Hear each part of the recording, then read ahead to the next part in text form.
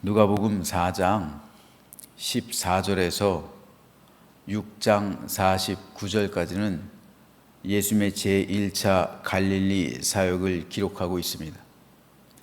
그리고 이어서 누가복음 7장 1절에서 오늘 우리가 읽은 8장 56절까지는 예수님의 제2차 갈릴리 사역을 기록하고 있습니다. 오늘 우리가 읽은 누가복음 8장은 제2차 갈릴리 사역의 후반부에 해당하는데 크게 7문단으로 나눌 수가 있습니다. 3절까지는 예수님을 도운 여인들에 대해서, 4절에서 15절까지는 씨 뿌리는 자의 비유를, 16절에서 18절은 등불의 비유, 19절에서 21절은 예수님의 참 가족에 대해서, 22절에서 25절은 갈릴리 바다의 풍랑을 잔잔케 하신 이적을, 26절에서 39절은 거라사 지방에서의 축사 이적, 마지막으로 40절에서 56절은 혈루증 여인의 치유와 야이로의 딸을 소생시키신 이적에 대해서 기록하고 있습니다.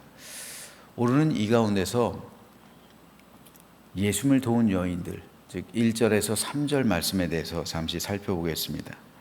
그 외에 예수께서 각 성과 마을에 두루 다니시며 하나님의 나라를 선포하시며 그 복음을 전하실 때 12제자가 함께하였고, 또한 악귀를 쫓아내심과 병 고침을 받은 어떤 여자들 곧 7 귀신이 나간 자 막달라인이라 하는 마리아와 헤롯의 청지 구사의 하나 요한나와 수산나와 다른 여러 여자가 함께하여 자기들의 소유로 그들을 섬기더라.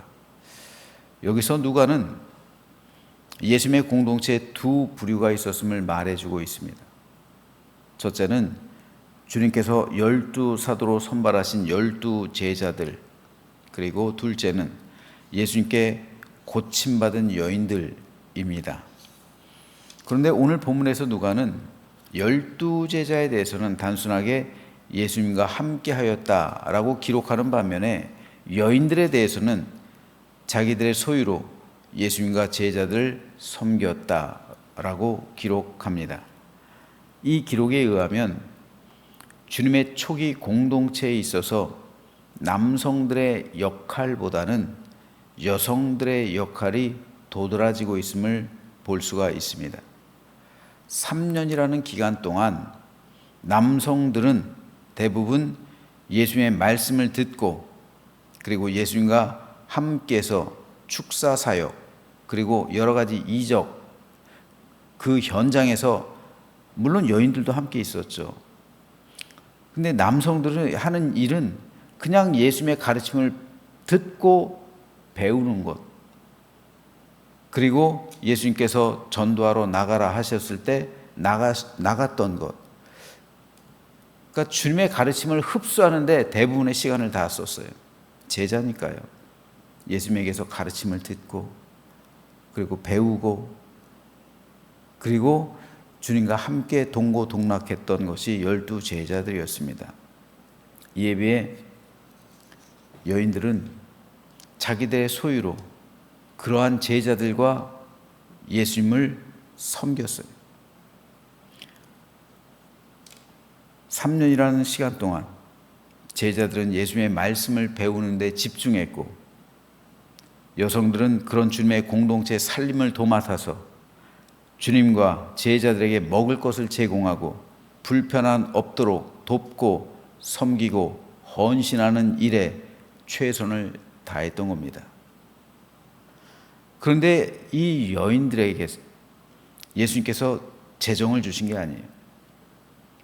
비단 예수님의 공동체가 12명, 주님과 12명만 있었던 것이 아니에요. 수많은 제자들이 함께 다녔어요. 12명은 핵심 인물이고요. 12명 외에도 수많은 주님의 제자들이 우르르 몰려다녔다고요. 그래서 마가다락방 같은 데는 120명이 모였잖아요. 120명까지는 아니라 할지라도 12명만 예수님의 공동체에 있었던 것이 아니에요. 12명만 데리고 다니신 것이 아니란 말이에요. 수십 명의 사람들이 예수님을 따라다녔어요. 그 최측근이 12명이고 조금 더 확대하면 70명이에요. 최소한 70명은 따라다닌 거예요. 그래서 70명을 파송하시잖아요. 그러니까 수십 명, 약 100명 가까운 여인들까지 합치면 100명이 넘어요. 100명이 넘는 공동체가 예수님의 초기 공동체예요. 그럼 이 100명을 어떻게 먹여 살리냐고요. 바로 이 여인들이 자신의 모든 재산을 다 주님께 드리고 주님의 공동체를 위해서 헌신했다는 말입니다. 왜 그랬을까요? 이 여인들의 공통점은 모두 예수님께서 그들의 질병을 고쳐 주신 겁니다. 막달라 마리아는 7 귀신이 들렸던 여인이었고, 또 여러 여인들도 여러 가지 중병에 걸렸다가 기적적으로 살아난 여인들이었습니다. 그래서 그때 이후로 주님을 섬기기로 결단하고 주님을 따라다녔던 거예요. 다시 말해서 예수님의 여자 제자들이었단 말입니다. 성경에는 이 제자들이라고 직접적으로 표현하고 있지는 않지만 굳이 표현하자면 여자 제자들이에요. 여자 제자들. 그 당시에는 여자를 제자로 삼지 않았잖아요. 여자가 제자가 없었잖아요. 여자가 장로가 없었잖아요. 여자가 리더가 없었잖아요. 그렇기 때문에 그런 표현을 쓰지 않았을 뿐이지 실질적으로는 이 여인들도 제자들이라는 말이에요. 우리는 이 예수님의 공동체가 이런 여인들의 말없는 헌신과 섬김으로 운영되었다는 사실을 알아야 합니다. 우리는 12제자를 강조해요. 그래서 12사도를 존경하고 섬깁니다. 물론 12사도들 중요합니다. 사도 요한도 사실상 순교하다가 기적적으로 살아난 사람이지만 요한을 제외하고 11명 사도가 다 순교했잖아요. 그런데 이 남성 제자들이 사도가 되고 순교자가 될 수 있었던 이유 가운데 하나가 바로 주님의 공동체를 말없이 섬겼던 여인들의 헌신이 있었기 때문에 그래요. 이 여인들이야말로 숨어있는 제자들이라고 할 수가 있어요. 실제로 예수님께서 십자가에 달리셨을 때 12제자는 모두 다 도망가요. 하지만 여인들은 끝까지 예수님의 곁을 지킵니다. 예수님의 무덤이 어딘지도 제자들 잘 몰랐을 때 여인들은 끝까지 그 무덤의 위치를 확인해요. 그리고 예수님께 안식 후 첫날 주일에 예수님의 몸에 바를 향품을 가지고 가잖아요. 남자들은 그 이후로는 제자들은 도망을 간 이후로는 시리에 빠져가지고 숨어 있기만 했죠. 그래서 예수님께서 부활하셨을 때 가장 먼저 보이신 사람들이 여성들이에요. 막달라 마리아를 비롯한 여인들이에요. 그리고 이후에 초대교회가 세워지는 데 있어서 결정적인 역할을 했던 사람들도 여인들입니다. 실제로 초대교회가 세워진 장소가 어디예요? 마가다락방이잖아요. 마가다락방에서 성령께서 임하셨잖아요. 초대교회가 이후로 수십 년 동안 마가다락방이 예루살렘 교회가 된 거예요. 그런데 이 마가다락방의 주인이 누구예요? 마가입니까? 아니에요. 마가는 아들의 이름을 내세운 거죠. 실질적으로 주인은 마가의 어머니 마리아예요. 즉 마리아는 자신의 집을 교회로 바친 거예요.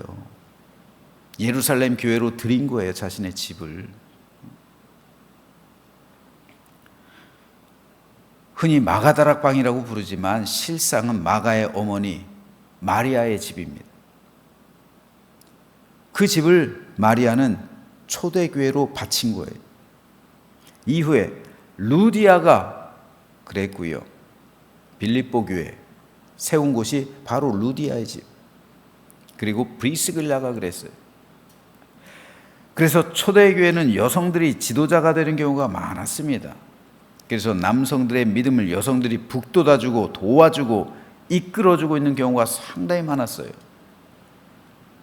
그리고 이 전통은 오늘에까지 이어지고 있는 거예요. 그래서 지금도 교회는 여성들이 많아요.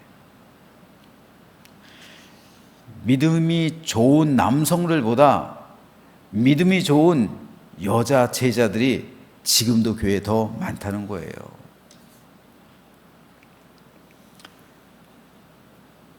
제가 아이러니하게 생각하는 게 두 가지가 있어요. 교회에서.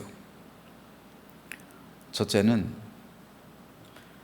여성들을 교회에서 리더로 인정하고 세우는데 교회가 굉장히 보수적이다라는 사실이에요. 이게 우리나라 유교의 영향을 받아서 그럴까요? 여성들이 교회 리더가 되는 것, 이거를 마뜩찮게 생각하는 사람들이 의외로 많아요. 제가 언젠가 말씀드렸지만 실제로 우리 교회에 와서 등록하려다가 만 부부가 있어요. 이유가 우리 교회 주보 보더니 여자들이 장로라고. 그래서 등록을 안 한대요. 제가 그래서 그랬습니다. 아니, 우리나라 대통령도 그 당시 박근혜 대통령, 여자가 대통령이고, 그 당시 영국 여왕이잖아요. 그런데 감리교는요, 장로만 있는 게 아니에요. 여자가 목사도 있어요. 이렇게 대답해 줬어요. 싫어하겠죠. 여자가 어떻게 목사가 되고 장로가 되냐고. 여러분, 지금부터 2000년 전에 초대교회는 여자들이 리더였어요. 근데 2000년이란 이 어마어마한 세월이 흐른 뒤에 여성들의 인권, 여성들의 신앙, 여성들의 지위, 이거를 불평등하게 한다고요? 그때보다 지금 교회가 더 뭐라 그럴까요? 동등함 이런 것이 더 없어지는 거예요. 이러면 안 되는 거예요. 교회가 하나님의 교회에 이러면 안 되는 거예요.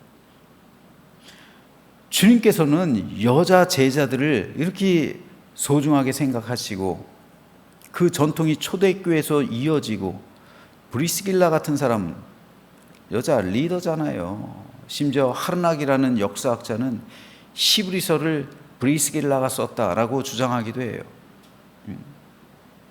그만큼 여성들의 이 사역은 굉장히 도드라졌습니다. 이것이 제가 교회 가운데 느끼는 첫 번째 아이러니예요. 두 번째는 이 믿음이 여성들에 의해서 전수되는 것을 알 수 있어요. 여러분, 유대인들 같은 경우 남자와 남편과 아내가 있잖아요. 그런데 이 신앙이 누구에게서 전수가 되냐면 엄마에게서 전수가 돼요. 유대교는 그래요. 그래서 엄마가 유대인이고 아빠가 이방 사람이면요, 그 아이는 유대인이 되는 거예요. 반면에 엄마가 이방인이고 아빠가 유대인이면 그 아이는 상관이 없어요. 이 아이의 믿음은 엄마에게서 모계예요, 모계. 그래서 유대인들은 엄마가 가르쳐요. 아빠가 원래는 가르치는데 실질적으로는 엄마의 신앙을 전수받는 거예요. 그런데 이 전통이 기독교에도 이어지고 있어요, 여러분. 여러분, 아내와 남편을 한번 보세요. 아내가 믿음이 좋고 남편이 믿음이 없으면 그 가정은 평안해요. 아내의 믿음을 따라가게 돼 있어요. 아이들도 아내의 믿음을 따라가요. 엄마의 믿음을 따라가요. 반면에 아빠의 믿음이 좋고 엄마의 믿음이 없으면 아이들은 엄마의 믿음을 따라서 교회 잘 안 나와요. 그리고 남편들도 아내의 불신앙에 감염돼요. 이게 제가 보는 아이러니함이에요. 그만큼 여자가 미치는 영향이 크다는 거예요. 그러므로 진짜 좋은 가정은요, 엄마가 믿음이 좋아야 돼요. 그래야 신앙이 전수되는 거예요. 근데 그럴 수밖에 없어요. 성경에 보니까 우스갯소리지만 아담도 하와한테 그죠? 하와가 선악과를 줘가지고 태초부터 그랬어요. 원래 그 전통이 이어지는 거예요. 보니까 지금도 마찬가지예요. 그래서 아내가 믿음이 좋으면 그 가정의 믿음은 바로 서요. 그런데 아내가 믿음이, 엄마가 믿음이 별로 없으면 아이들도 그렇고 남편들도 그렇고 이상하게 신앙이 그 가정 가운데 퇴보돼요. 그러므로 여인들이 중요한 거예요. 교회에서도 마찬가지. 그러니까 교회에서도 여인들의 믿음이 도드라지는 거예요. 어떤 교회건 60% 이상은 여자들이에요. 남자들의 수가 적어요. 그런데도 여성의 리더십을 인정하지 않는다고요? 그래서 여자가 장로라 안 나온다고요? 이거 있을 수가 없는 아주 편협하고도 속 좁고도 옹졸한 생각이에요.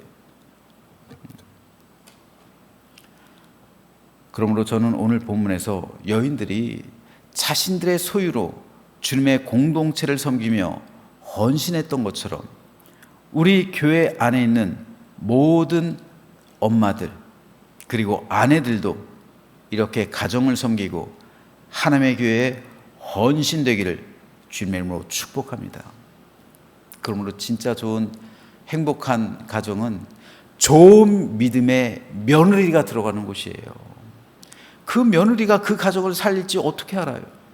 그 며느리로 인해서 한 가정이 살림받고 생명 얻고 구원받는 그런 경우가 기독교 역사에 있어서 얼마나 많이 있어요. 한 여인이 가정을 살리는 거예요. 믿음의 여인을 며느리로 받아들인 그 가정은요, 불신자의 가정이라 할지라도 언젠가 변해서 그리스도인의 가정이 될 수 있는 가능성이 높은, 그것이 바로 씨앗의 비유잖아요.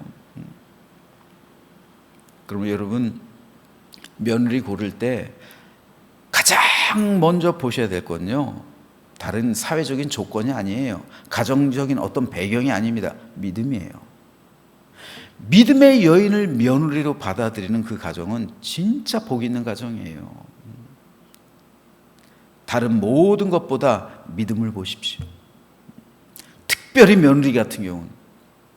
그러면 여러분의 가정은 열리게 되는 거예요. 하늘이 임하는 거예요. 그 며느리로 인해서. 그리고 우리 교회는 이러한 좋은 며느리, 좋은 아내, 좋은 엄마, 믿음의 엄마들 특별히 많아져서 온전한 제자 공동체를 이루고 하나님 나라를 이루고 그 안에서 생명과 구원이 있는 천국 공동체를 이루어서 참된 사랑과 행복이 가득한 복된 우리 교회가 되기를 주님의 이름으로 축원합니다.